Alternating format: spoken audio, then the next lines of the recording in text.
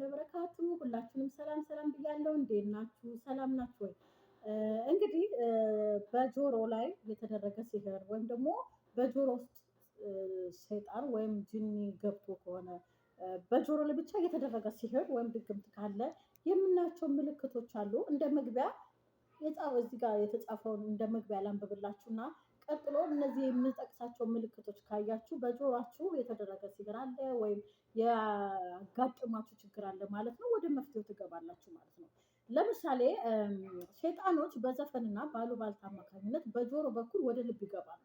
ምናልባት ይሄ በድግም ሰው አድርጎባችሁ ሊሆን ይችላል። እንዲሁም ደግሞ ራሱ ሰይጣን ወይም ጅኒ ቀርቧችሁ እሱ በእናንተ ውስጥ ሰፍሮ ይህንን ስቃይ ሊያሰቃያችሁ ስለሚችል እነዚህ ምልክቶች ከሁለት አንዱ ነው የሚሆኑት እና ምልክቶችን ስዘረዝር በደንብ ተከታትላችሁ ከነዚህ ምልክቶች ከታያባችሁ 3-4 ከታየባችሁ ወደ መፍትሄ ለማግኘት ወደ ሃይማኖታዊ ከሚያዘን ሩቅያ ወይም ጸበል እንገባለን ማለት ነው።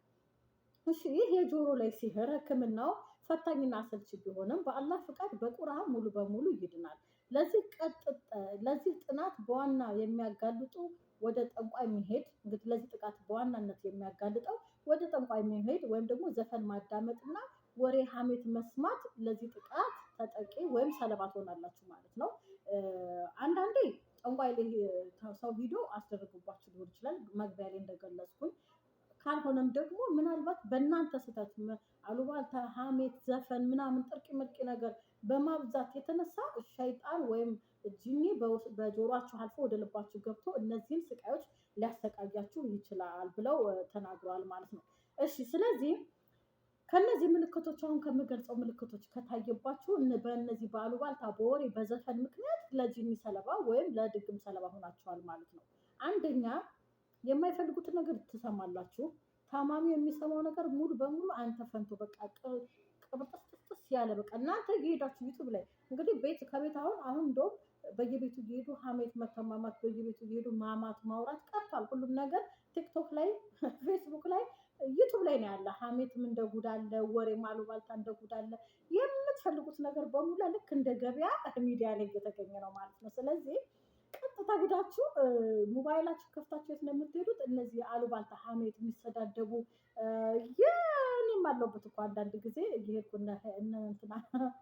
እንትና ሲሰዳደቡ ስማቸው እነ ሄለን ጂጂ ያነማን ሲሰዳደቡ አንዳንዴ ገብቼ ቁጭ ብዬ ስራዬ ብዬ የማዳምጥበት ጊዜ አለ። አንዳንድ ጊዜ ደግሞ እንዴ ለምንድነው ጊዜ በማይሆን ነገር ማባክነው ብዬ ደግሞ ወደ ሌላ ወደሚጠቅመኝ አስተማሪ ወደሆነ ነገር ገብቼ እከታተላለሁ ማለት ነው። እና አብዛኞቹም ይሄ ነገር ምናልባት አጋጥሞን ከሆነ እነዚህ ነገሮች የምናዘወትረው በጤና እንዳልሆነ ማወቅ አለብን ማለት ነው። እና አንተ ፈንቱ በቃ ይሄ አሉባልታ ያለበት፣ ሀሜት ያለበት፣ ስድድብ ያለበት እነ ጆከርዬ ሲሰዳደቡ አንተ ምን ትስ አንተ ምን ሲል እዛ ቦታ ራሳችሁን አንደኛ ተሰላፊ ሆናችሁ ታገኛላችሁ ማለት ነው። አንተ ፈንቶ የሚለውን ለማብራራት ነው የእነሱንም ስም የጠራሁት። ሁለተኛው ቀላል ኮሽታ ያስበረግጋችኋል። ኮሽ ባለ ቁጥር ድንግጥ ነው የምትሉት። በጣም ነው የሚገርመው። መጥባህ ላይ የሆነ ቦታ ላይ ሆናችሁ ኳ ባለ ቁጥር ልቅ ሰውነታችሁ ይሄ ቀላል ኮሽታ ያስበረግጋችኋል። ምናልባት በእነዚህ በዘፈን በምናምን ምክንያት ልባችሁ ውስጥ ጅኒ በጆሮ አድርጎ ገብቶ ከሆነ እነዚህ ታያላችሁ ማለት ነው። ሶስተኛ ልዩ ወይም ሁሌ የምንሰማው ሁሉ በቃ በተለየ ሁኔታ መጥፎ ዜና ይሆናል። ጥሩ ነገር አታዳምጡም። አንዳንድ ጊዜ በነገራችን ላይ የሆነ ቪዲዮ አይና አጋጣሚ ኮመንት አነባለሁ። የኮመንት ሱስ አለብኝ ለምን እንደሆነ አላውቅም። እናንተ እስኪ ኮመንት አድርጉ። በተለይ ይሄ በድግምት በሴር ዙሪያ በምሰራው ምንም አይነት አስተያየት አትሰጡ። ህልም ብቻ ሲሆን ነው የህልም ፍቻችሁን የምታስቀምጡ። ስለዚህ እስኪ አስተያየት ጥሩ ነው እንዲህ ነው ብላችሁ አስተያየት ጻፉ እና እኔ ኮመንት እወዳለሁ።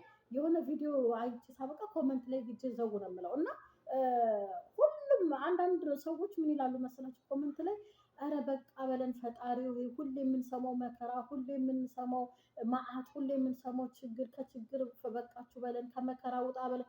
እንዴ እነሱ እኮ ናቸው መከራ ያለበት ችግር ያለበት ቪዲዮ እየሄዱ የሚያዳምጡ እኮ ፈልገው ነው እንዴ። እኔ ነፍሴን አውቃታለሁ አይደለ? የሚያስጨንቀኝ ከሆነ ስለ ችግር፣ ስለ መከራ፣ ስለ ስቃይ የሚያወሩ ብሮድካስት ላይ ቀርበው የሚያወሩ ሰዎችን አላዳምጥም አንዳንዴ። ለምን እኔ ቀኑን ሙሉ ተሰቃይቼ ነው የምውለው። ያንን ፕሮግራም አዳምጬ ከዛ ምንድነው ተረብሼ ነው የምውለው። እንደ ኖርማል ሰው አዳምጬ ዝም ብዬ አልወጣም ወይም ኖርማል አልሆንም። ስለዚህ አልገባም። እንደዚህ በተለይ ባሌ እንዲያንገላቶኝ፣ ባሌ ሰቅሎኝ፣ ባሌ እንዲያርጎኝ፣ ልጆችን ቀምቶኝ፣ እናቴ እንዲያርጋኝ፣ እናቴ ያሰቃኝ እንዲህ የሚሉ ነገሮችን ካዳመጡ ቀኑን ሙሉ ስራበት ስለመሆን አላዳምጥም ማለት ነው። እና ምን ለማለት ፈልጌ ነው ራሳቸው ይሄ የጅን ሰለባ ስለሆኑ በተደጋጋሚ ከሆነ ነው በአጋጣሚ ፈልገውት ሳይሆን እነሱ መጥፎ ቦታ ላይ እየሄዱ ያዳምጡና ከዛ ኮመንት ላይ በቃ መስቲ ዛሬ ጥሩ ነገር እንስማ፣ መልካም ነገር የምሰማበት ቀን ናፈቀኝ፣ ጥሩ ነገር የምሰማበት ቀን፣ ሁልጊዜ መከራ ሁልጊዜ ስቃይ ይላሉ። ግን ሁሌ ስቃይ ኑሮ ሁሌ መከራ ኑሮ አይደለም። እነሱ መከራ ካለችበት ቦታ ላይ እዛች ቦታ ላይ የሄዱ ቪዲዮ ማዳመጥ ስለሚያስደስታቸው ማለት ነው። ፈልገውም ሆነ ባይፈልጉም ይችን ነገር ነው የሚያስደስታቸው። ጥሩ ነገር መስማት አይፈልጉም ማለት ነው። ለዛ ነው ይሄ ሶስተኛው የምንሰማው ነገር ሁላ መጥፎ ይሆናል። መጥፎ ይሄ የጅኒው ጉትጎታ ውስጣችን ያለው የመንፈስ ጉትጎታ ነው ወደ መጥፎ ወሬ ወዳለበት የሚወስደን እንጂ ጥሩ ነገር ጠፍቶ አይደለም። ስንት መልካም እንዴ ስንት ትምህርት እንግሊዘኛ መማር ብትፈልጉ ዩቱብ ላይ አለ። ልብስ ስፌት መማር ብትፈልጉ ዩቱብ ላይ አለ።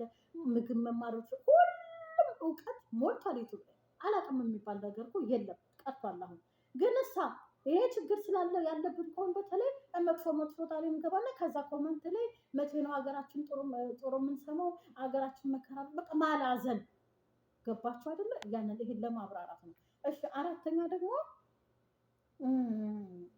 አራተኛው ደግሞ ብዙ ጊዜ ማንም በሌለበት ቦታ ስማችን የሚጠራችሁ በቃ ሰውዬው። እኔ ግን አንዳንድ ጊዜ ስተፈርላላዚ እኔም ይሄን ነገር ግን እንትን ማለት አለብኝ እንደናንተ ብቻዬን ልጆቹ ከሌሉ ብቻዬን ምናምን ቁጭ ብዬ እንደውም የኔን ስም አይደለም የልጄን ስም ልክ የኔን ድምፅ አስመስሎ ወይም ደግሞ የሌላ ሰው ድምፅ አስመስሎ ሲጠራ ሰማለሁ።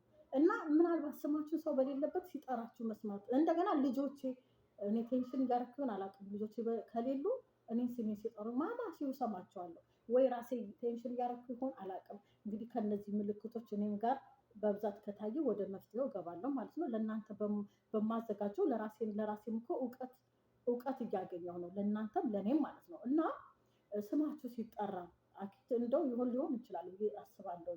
ስማችሁ ሲጠራ ድንገት ከሰማችሁ በተደጋጋሚ ብቻችሁን ተቀምጣችሁ ከሊት ተብሎ ሲጠራ ይሄም በጆሯችሁ አድርጎ የገባ መንፈስ ሊኖር ይችላል ማለት ነው። እሺ አምስተኛው ደግሞ ዶክተር መፍትሄ ያጣለት የጆሮ መስማት መቀነስ። ጆሯችሁ የመስማት እየቀነሰ ይሄዳል። ሕክምና ስትሄዱ ደግሞ ብትታከሙ መፍትሄ የለውም ማለት ነው። መፍትሄ ታጡለታላችሁ። መፍትሄማ ካለ በቃ ታማችሁ ነው የሚባለው። ከሕክምና መፍትሄ ከሌለ መንፈስ ሊሆን ይችላል የሚለውን እንይዛለን ማለት ነው። ሌላው ክፉ ገጽታ ፊታችሁ ላይ ጆሯችሁ ላይ ጭርትና ብጉር ይኖራል። እንግዲህ ወደ ጆሯችሁ አካባቢ ጭርት፣ ወደ ፊታችሁ አካባቢ በቃ ፊታችሁ ስታዩት የሆነ እንደው በቃ አመዳም ነገር ጭርታም ትሆናላችሁ ማለት ነው። ይሄም ምልክቶች ነው። እንግዲህ እነዚህ ምልክቶች የተደራረቡ ከሄዱ ነው እንግዲህ ችግር አለ ማለት ነው። ችግር አለ ብላችሁ የምታስቡት እና ከእንቅልፋችሁ ሌሊት ብርግግ ብላችሁ ስትነሱ የተጠራችሁ የሚመስላችሁ ማን የጠራችሁ ወይም አቤት ብላችሁ እኮ ልትነሱ ትችላላችሁ ከእንቅልፋችሁ ሌሊት ላይ። ይሄም ካጋጠማችሁ እነዚህ ምልክቶችን ከታዩ በዘፈን በምን ይሄ መንፈስ ገብቶ ሊሆን ይችላል በጆሯችሁ አማካኝነት ማለት ነው። ስምንተኛ እርብሽ ማለት ግራ መጋባት፣ መፍዘዝ። እንግዲህ ከጊዜ ወደ ጊዜ ለዛችሁ ይጠፋል፣ መፍዘዝ ትጀምራላችሁ፣ ከሰዎች ጋር ተቀምጣችሁ ትቆዝማላችሁ ማለት ነው። እነዚህ ምልክቶች እንግዲህ በአብዛኛው የሚታይባችሁ ከሆነ ወደ መፍትሄው ጸበል የሚያስፈልገው ጸበል፣ ሩቅያ የሚያስፈልገው ሩቅያ፣ ቁርአንን መቅራት፣ በኡዶ እያደረጋችሁ ማዕወዛትን መቅራት። በአካባቢያችሁ ሸህ ከሌለ ራሳችሁን መፈወስ የምትችሉበት ደግሞ ሌሎች ኡስታዞች ወይም ሌሎች አዋቂዎች ቪዲዮ ሰርተዋል ማለት ነው።